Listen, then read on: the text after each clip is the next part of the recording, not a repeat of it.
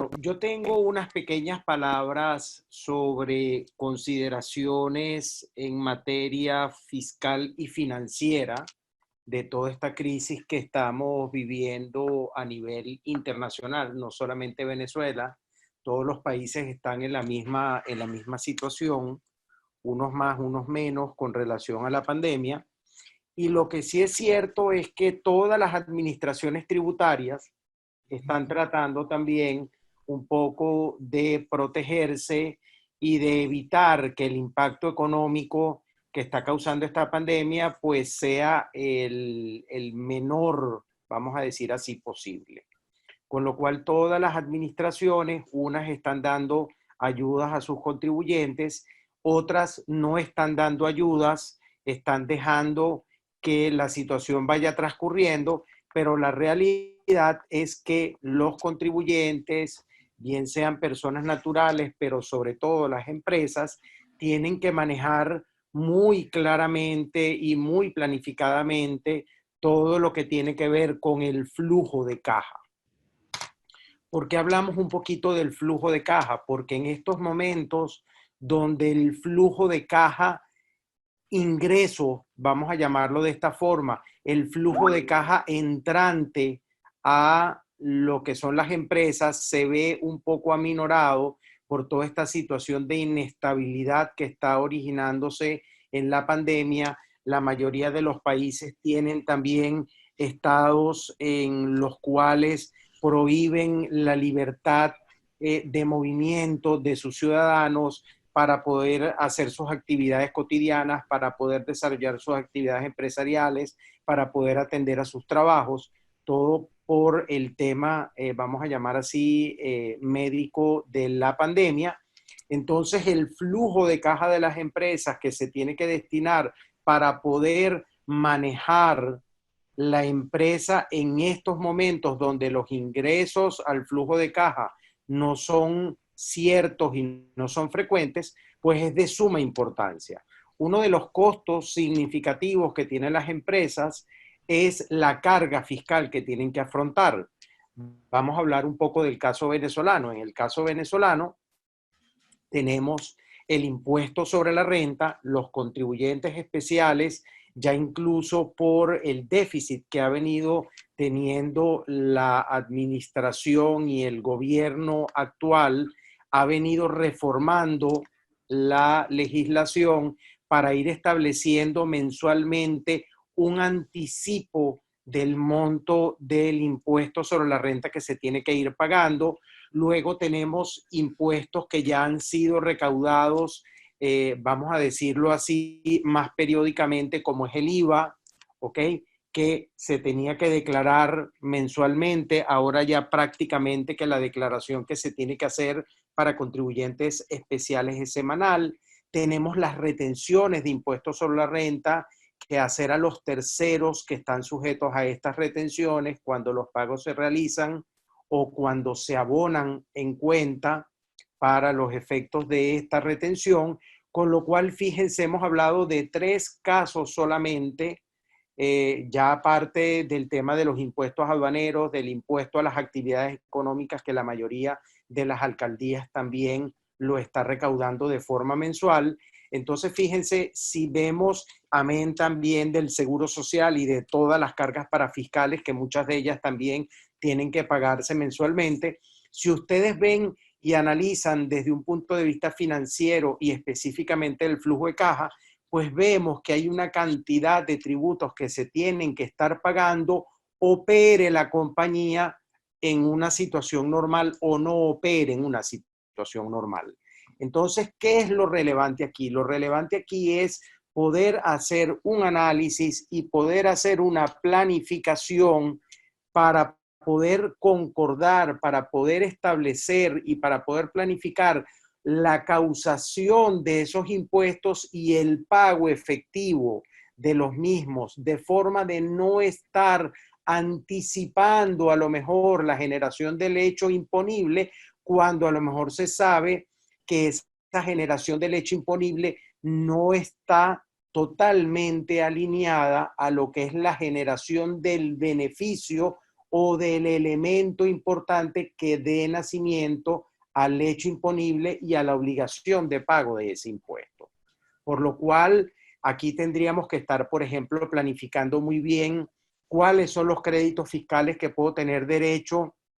que se puedan compensar con los débitos fiscales por las ventas que efectivamente realizo. A lo mejor tendré que planificar muy bien para no estar prefacturando algo que a lo mejor sé que no me van a pagar dentro del plazo para yo poder pagar el impuesto al valor agregado. Con el tema de retenciones, bueno, hasta qué punto a lo mejor yo tengo que estar pagando efectivamente una deuda que me vaya a estar generando la obligación anticipadamente de estar enterando un impuesto, o dicho de otra forma, incluso hasta qué punto yo puedo manejar y puedo diferir el abono en cuenta, o puedo planificar no anticipar un abono en cuenta para no anticipar lo que es la realización de la retención y el enteramiento efectivo. Todos los impuestos que tienen que ver con la ganancia, que tienen que ver con la venta, como es por ejemplo el impuesto a valor agregado y el impuesto a las actividades económicas, pues cuando yo planifico el diferimiento, vamos a llamar así, en ocasión a lo que está pasando efectivamente en la relación entre clientes y proveedores, eh, yo pudiera estar también difiriendo hasta el momento en que se tenga que realizar la transacción efectivamente y que yo pueda cobrar esa operación de venta, yo pudiera estar planificando no solamente el impuesto a valor agregado, sino también pudiera estar planificando el impuesto a las actividades económicas. Aquí el punto relevante, el punto significativo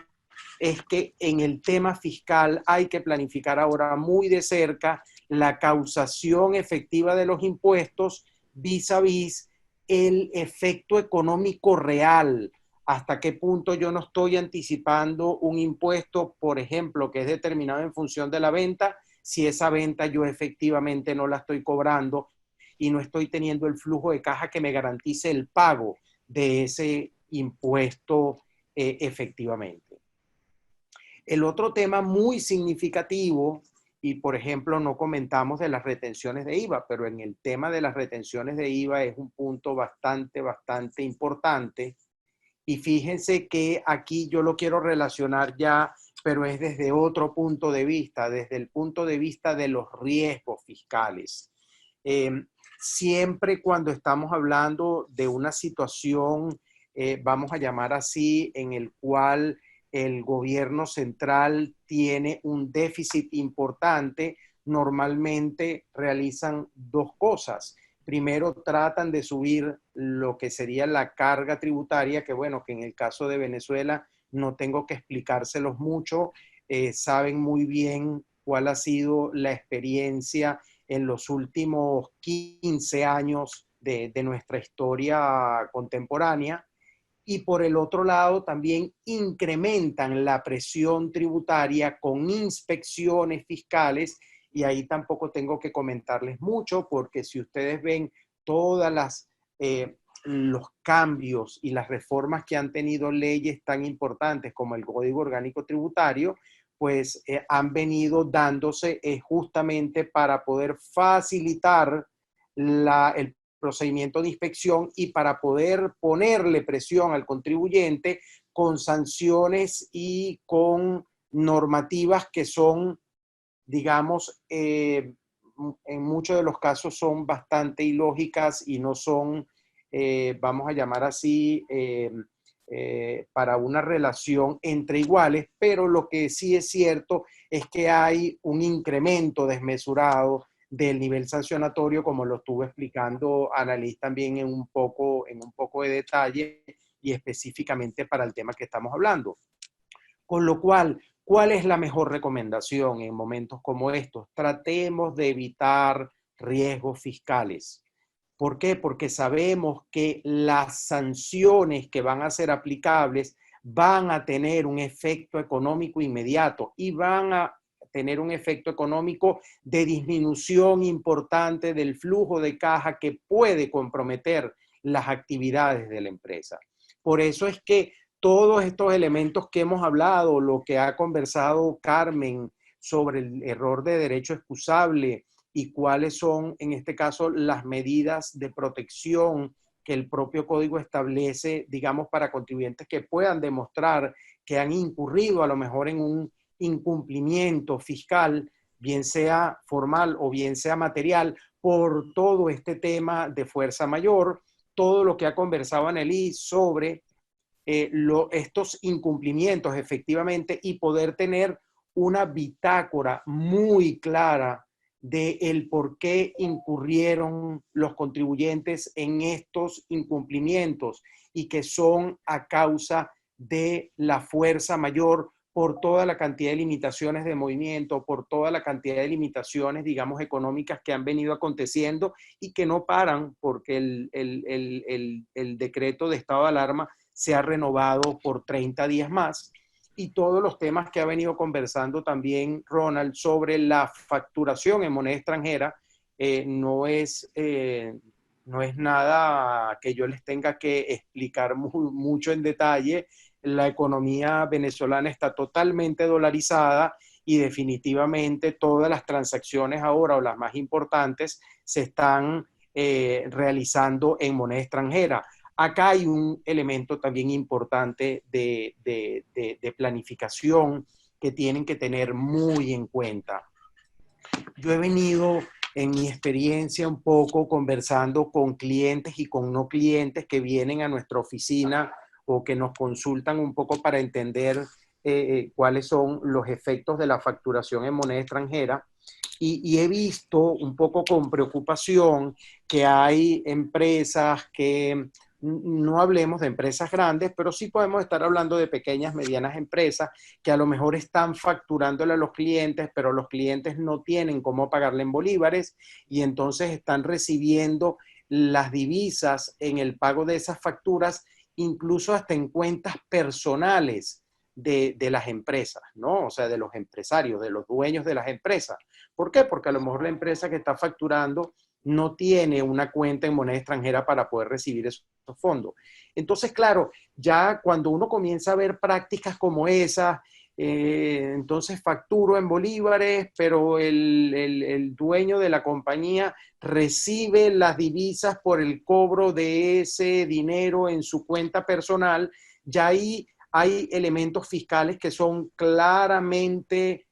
complicados de manejar, porque entonces tendríamos que estar hablando de que el cobro lo está haciendo el dueño, pero lo está haciendo por cuenta de la compañía, entonces lo tiene que estar reportando como una cuenta por pagar a la compañía, entonces la cuenta por pagar debería ser en moneda extranjera, la compañía debería tener una cuenta por cobrar en moneda extranjera que le va generando ganancia en cambio y que esa ganancia en cambio en algún momento va a ser gravable también con impuestos como el impuesto sobre la renta, o incluso una de las preguntas que creo que una de las participantes hizo, si yo facturo una cantidad de bolívares y después recibo una cantidad de divisas en determinado momento, que al tipo de cambio del momento de recepción es más que los bolívares que se facturaron, si se tiene que hacer un ajuste a la factura en bolívares, en nuestra opinión, eso es una diferencia, digamos, del precio de la venta o de la venta realizada, con lo cual sí debería generarse un ajuste a esa operación inicial que debería generar también IVA. Pero volviendo al caso de que el dueño de la compañía esté cobrando o incluso una compañía amiga esté cobrando, entonces eso se va a convertir en un verdadero dolor de cabeza.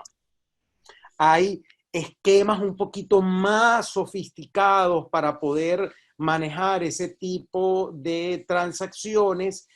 tratando de tener bajo control lo que podrían ser los efectos fiscales negativos que pudiera tener este tipo de operaciones, como normalmente a lo mejor se pudiera estar manejando, de que lo cobrara una empresa X que tuviera cuenta bancaria, que puede ser del grupo, que puede ser una tercera, o que las ventas en moneda extranjera o en bolívares las esté cobrando en divisas el dueño de una compañía. Entonces, todos estos son elementos importantes que quiero dejarles un poquito como abrebocas, pero que realmente van a tener, dependiendo de cómo se manejen, un impacto positivo en la gestión fiscal de la empresa o un impacto negativo. A todo esto también tenemos que agregarle solamente como comentario final que todas estas transacciones que pudieran estar realizándose para el cobro efectivo de facturación en moneda extranjera, cuando se involucran compañías extranjeras, pues habría que tener también en consideración cualquier impacto perjudicial que se pudiera tener en materia de precios de transferencia. Bueno, para la firma Taxam Venezuela ha sido un verdadero placer poder compartir estos elementos de análisis de nuestra gente sobre este tema tan relevante. Les quiero agradecer su atención. Vamos a seguir muy activos con todo lo que es la organización de eventos como este. Estamos bastante activos en las redes sociales. Quien nos quiera seguir para poder obtener información actualizada en temas fiscales, no solamente de Venezuela, sino también importantes en el exterior, nos pueden seguir a el Instagram Taxam Venezuela, pero es Taxam BZLA, al Instagram Candal Advisors Group, a nuestra página de Facebook Candal Advisors. Les pido de todas maneras que se suscriban al canal Candal Advisors TV y que nos hagan clic en la campanita para que puedan recibir todas las notificaciones de nuevos diálogos y nuevas presentaciones que vamos a hacer. Gracias, hasta luego.